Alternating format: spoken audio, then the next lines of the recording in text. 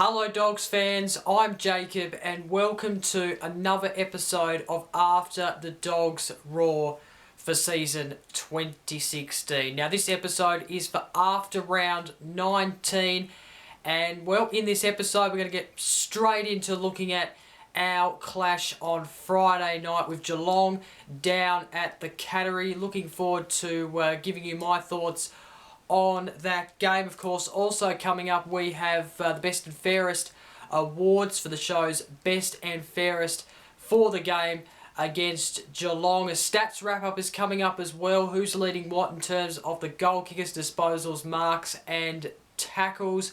Also going to be giving you an overview of our VFL clash at Whitten Oval on Saturday against the Box Hill Hawks. Looking forward to having a look at that game. Of course, we lost in the VFL last week, so we really needed to win this game against the Box Hill Hawks. Now, also coming up is the Bevis burning question.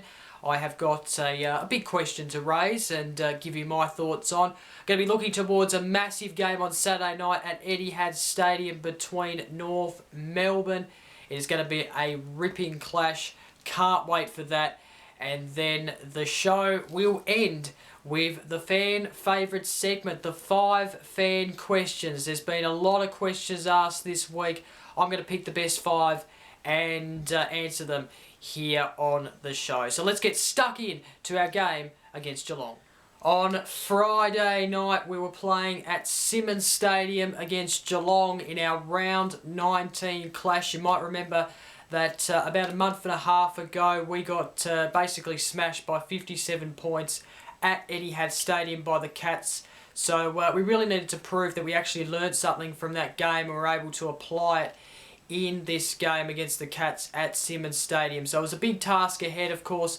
The emotional week of not only Wallace and Redpath getting injured, but also Morris, Boyd and Suckling all being admitted with injuries. So, you know, it was a big week. It was an emotional week, but we really needed to put that behind us once we got to Friday night because we had a task on our hands and we needed to really perform the best we could. Now, we had Stringer and Dalehouse coming to the side who were massive inclusions as well as a couple of others. Zane Cordy came into the side. Tom Boyd was named at full forward to play that full forward role and he did that for most of the game. And I thought that our first quarter was quite good. I thought we got off to a good start. I thought not only our playing team got confidence out of that start, but also our supporter group got confidence that, you know, we could take it up to Geelong at the Cattery, and we really proved that in the first quarter. We applied pressure.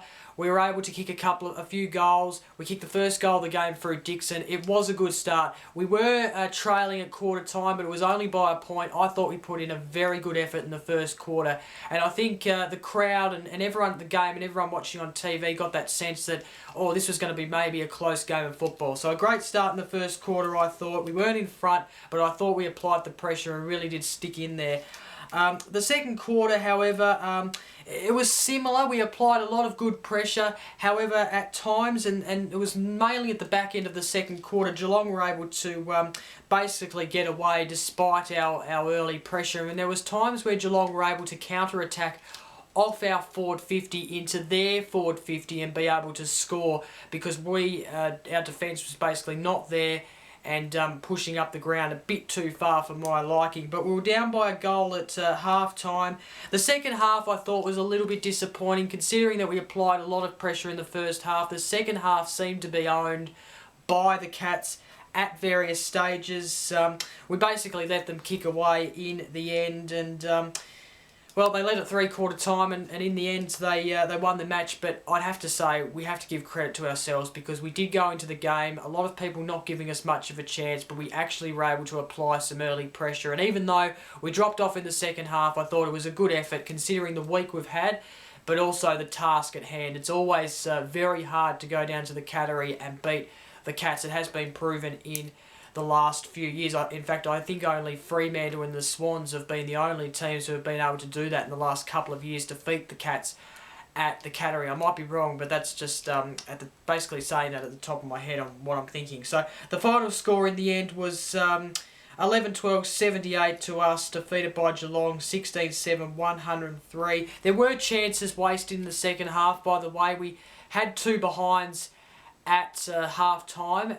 We ended up extending that to about 7 behinds at the end of the game, I believe. Yes, that's correct. So we did waste some chances in the second half, and we did get it in there like we have done in various stages this year, but weren't efficient with it inside 50. So, look, I'm going to say good effort. Obviously, there is things to work on out of this game, but hopefully we can apply them to next week's game, because next week's game is winnable, in my opinion. So, the goal kickers for the Dogs, Dixon got 3 as well as Boyd. Stringer, Smith, Jong and Cordy all got singles in the match. And then the best players, Dalhouse, Boyd, Daniel, Bonapelli and Johannesson. I can completely agree with those best players, because I thought they all stood out in the match. So yeah, I'll credit us. I thought we applied early pressure, and we did some really good things in this game. Of course, there are things to work on, like our efficiency inside the forward 50, and also our defence as well.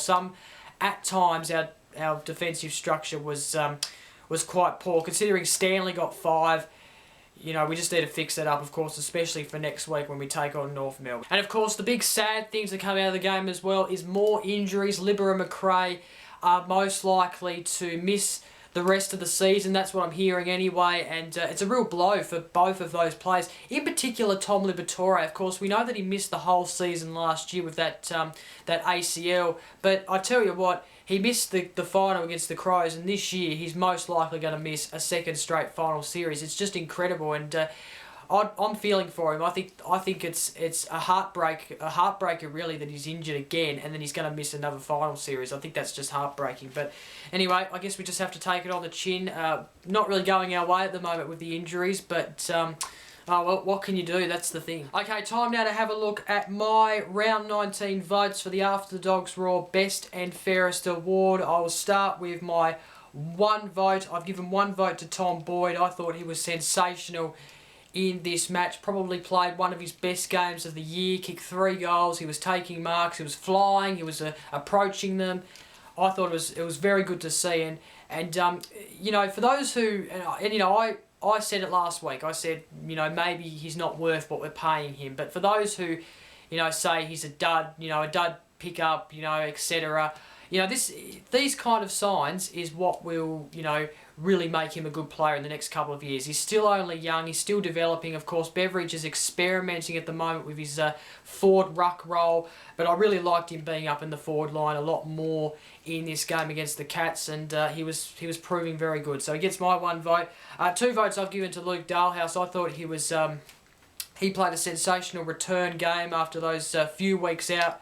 We know that he's been out with an injury, but he's come back and he really performed in this game. He was quite good. In fact, he got on the best players for the Dogs' best players in the wrap, as I said a couple of minutes ago. So he gets 2 votes. Unlucky to miss out on the 3 votes because it was really close. I actually thought Shane Biggs, he gets the 3 votes, and I just thought he was fantastic in this game. He was running and carrying. He was you know, he was playing just some good football in this game against the Cats. I think he got the highest fantasy points of the game for the Dogs, and he racked up a lot of disposals, a lot of marks, a lot of tackles. It was fantastic. So he gets 3 votes for me. I thought that was probably one of his best games of the year. He's played a few this year. He's been quite good. It was a great pickup from the Swans, but yeah, he played a very good game. 3 votes for me, in my opinion. So that is the After the Dogs Raw Best and Fairest Awards votes for round 19. Okay, time now for the stats wrap up for after round 19. I'll start with the leading goal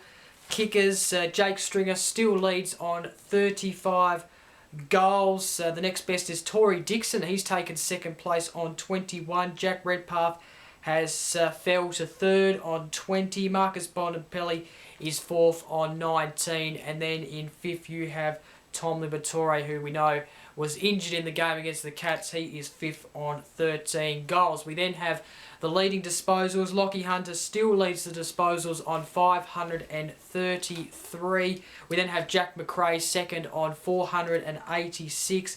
3rd is Matthew Boyd on 446. 4th, Marcus Bonapelli on 441. And then 5th is Picken on 402. By the way, Liam Picken, what a tackle that was, and I think it was in the 2nd quarter, I think he made it.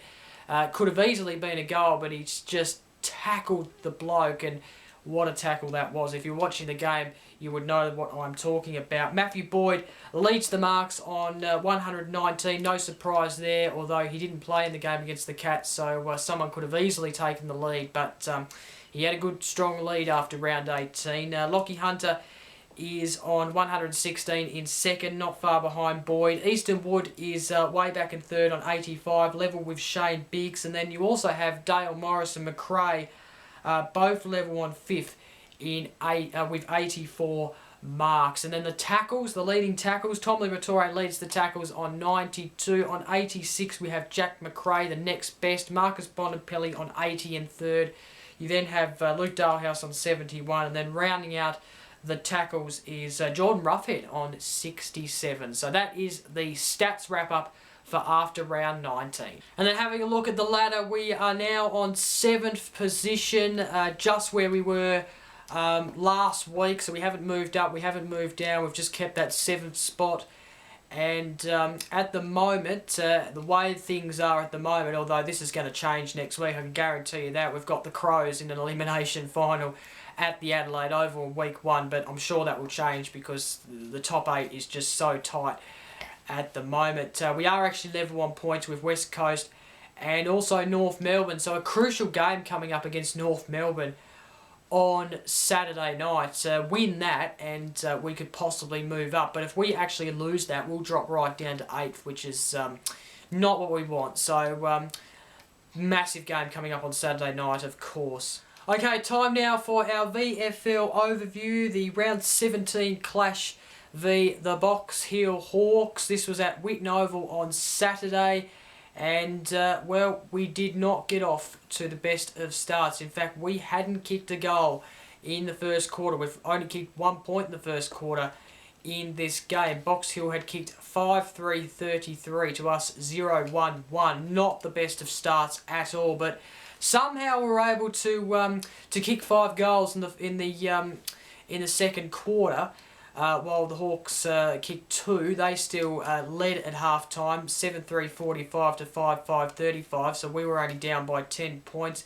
They managed to increase the lead further in the third quarter to 10-7-67 to 5-6-36, but then to our credit, we were able to keep the Hawks goalless in the fourth quarter.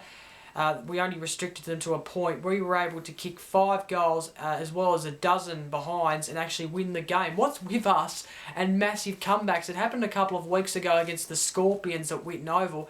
I'm not sure if there was I think I said a couple of weeks ago there was wind at Whitten Oval. There must have been wind in this game because I tell you what, each of the teams were kicking more goals than the other, if that makes sense. So there must have been an end-to-end breeze. I'm not sure, I wasn't there, but the final score 10-13-73 Footscray to the Box Hill Hawks 10-8-68.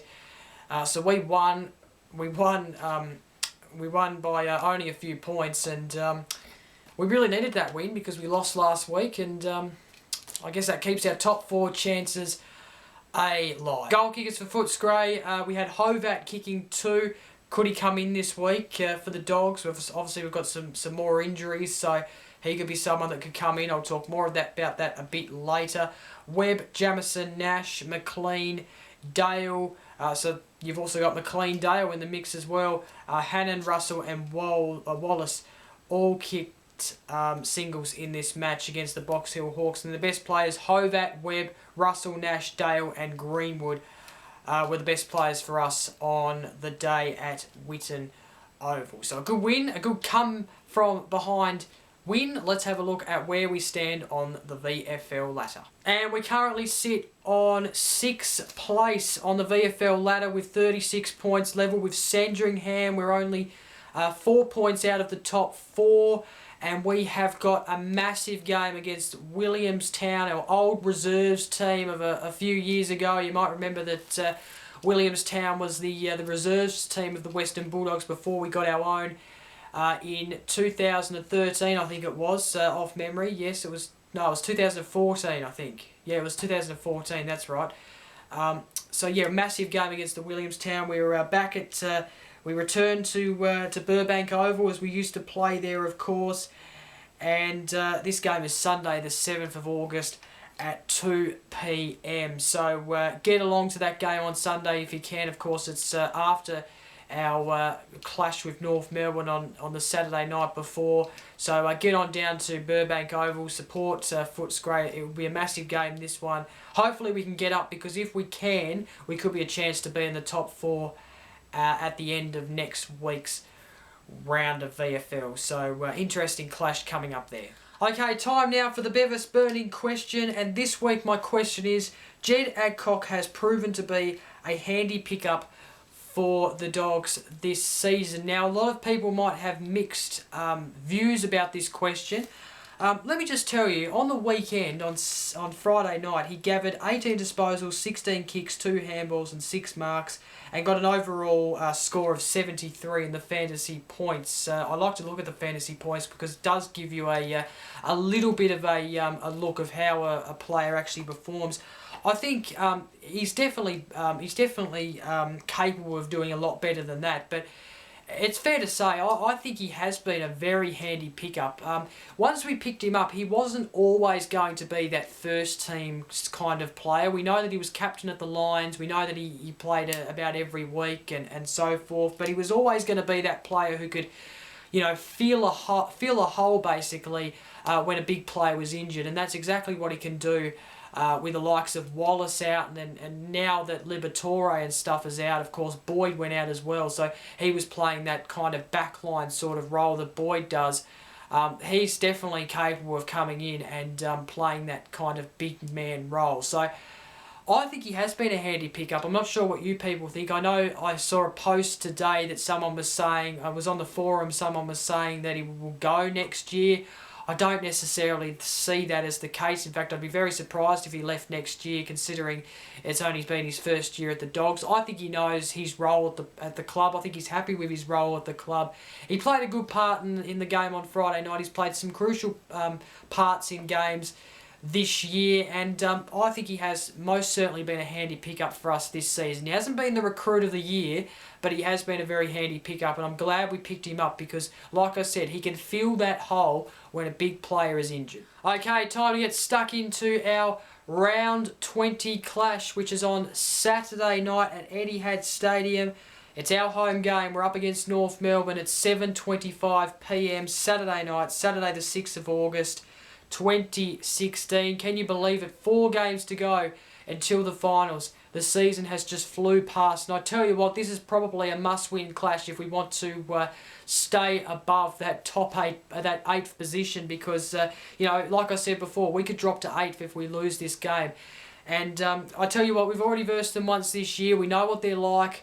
We know where we lost the game, and that was that we didn't score enough. We didn't use the ball inside 50 enough. We need to do that this game. We need to do that if we're going to beat North Melbourne. Of course, it was unbelievable that St Kilda was quite poor. They were able to just get over the top of St Kilda on Saturday night in Brent Harvey's record game. And of course, Petrie looked dangerous. You had Ben Brown, who always looks dangerous in my opinion. Of course, there's a couple of other players. They do have Waite out though, who kicked a bag on us last time we met North Melbourne. So, crucial game this one.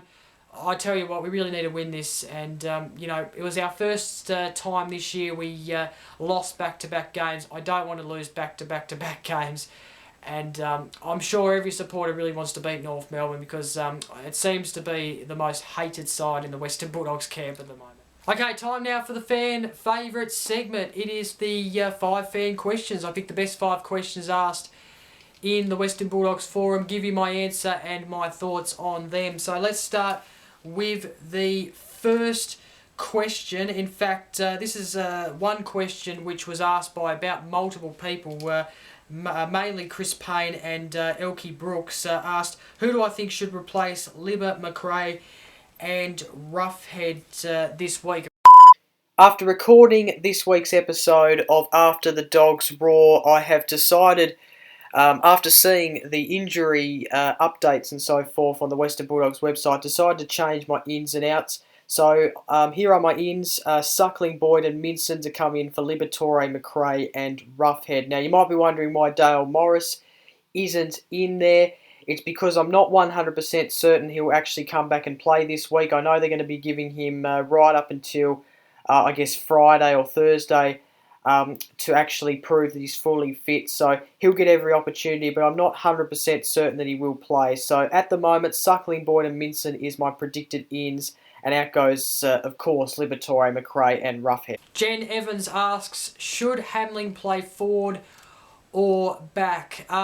Look, I think he will play a bit of forward and a bit of back next week, I'd say. I think that was the case on Friday night. He certainly played a bit in the back line, a bit in the forward line. I think that will be the case. I think that's what needs to happen. Of course, there will be times on Saturday night, I can probably guarantee you that Boyd, if he's the secondary ruckman, he will probably be rotated in the ruck at various stages, which means someone needs to come into that full forward role, and I'd have to think Hamling could be probably the only player who comes into that role. Maybe Minson if he came in to play that role while Boyd is rucking. So yeah, I'd say he'll play a bit of both. Obviously, back is his predominant position, but he can play forward as well. And I saw that on Friday night, and I thought he wasn't too bad in the forward line. So yeah, he'll probably play a bit of both, in my opinion. Jenny asks, do you think our injuries have anything to do with the way we train? Should a new program be looked at in the future? It's hard to say. You wouldn't think so, but I can honestly understand why you would ask the question, and it's a reasonable question in my opinion, no doubt about it. Yeah, look, it's hard to say for me because I'm not at training. I don't know what happens at the Western Bulldogs training. So, but I do believe that just like every other AFL club, they would have professional fitness staff. We know that they do. Of course, professional coaching staff who organise the training, and I'm sure they know not to overload the players in terms of overloading training and doing far too much. I'm sure they don't do far too much. I'm sure during the weeks they follow the method of recovering before getting into their hard kind of bit during the week, and then obviously slowing down before a game. So I'm not really sure how to answer that question, to be honest, because I'm not sure, but I'd highly doubt that would be the case. Who knows? Matty Lyons asks, could Cramery have an impact if his appeal is successful in the next month? Look, I think it's a bit of a risk if we played him, to be honest. He hasn't played 3/4 of the season, and yet, coming in, having the prospect of him coming in and playing finals is a bit overwhelming in my opinion. I'd highly doubt we can use him this year. I think we just need to wait until next year to get him back because, I don't think he's... It's hard to say, really. It's hard to say what he's doing in the training. I'm sure he's been training with the Essendon, the rest of the suspended Essendon players, but, geez, it's a risk to play someone who hasn't played a lot of the season through suspension. So, yeah, I don't think he will have an impact, quite honestly. I think... he needs the pre-season now and he needs to reset, ready for next season. That's just my view. The final question is from Matt Button. What do we need to do to beat North next week? The simple answer to this is to do what we didn't do against them in round 6 on Friday night at Etihad Stadium, which was we didn't score enough. We have to score more in this game to win. It's as simple as that. We got it inside 50 far too many times in that game, and we weren't efficient enough. We weren't able to, have that forward presence and that forward structure in that game. And then when it was up in the North Melbourne's forward line, Waite was able to get it. You had some of the other blokes kicking goals as well. We can't afford to do that. We need to be able to match up against the big men. Of course, against Geelong on Friday night, we weren't quite able to match up against players like Stanley and Hawkins at various stages. So we need to be able to stop those big blokes in Petrie, Brown. Of course, Waite is not going to be playing. You wouldn't think he'd be playing. He was injured on Saturday night, so Dorr will probably come in. And we know the spectacular mark he took against Collingwood a couple of weeks ago. He needs to be stopped as well, even though he's not really a full legend player just yet. So yeah, we need to score more. We need Boyd to be that bigger presence up forward. Of course, at that time, we didn't actually have Redpath playing, so we didn't really have a big man in that game. Off the top of my head, we had Stringer, who's not really the big power forward. He's more of a pocket type runner forward player. But yeah, we need to basically score more. We need our skills to be more sharper in this game. We can't afford North Melbourne and their big men to dominate us. And that is it for this episode of After the Dogs Roar. Thank you very much for watching. Enjoy Saturday night's game. Until next week, I'm Jacob. Go Dogs. See you later.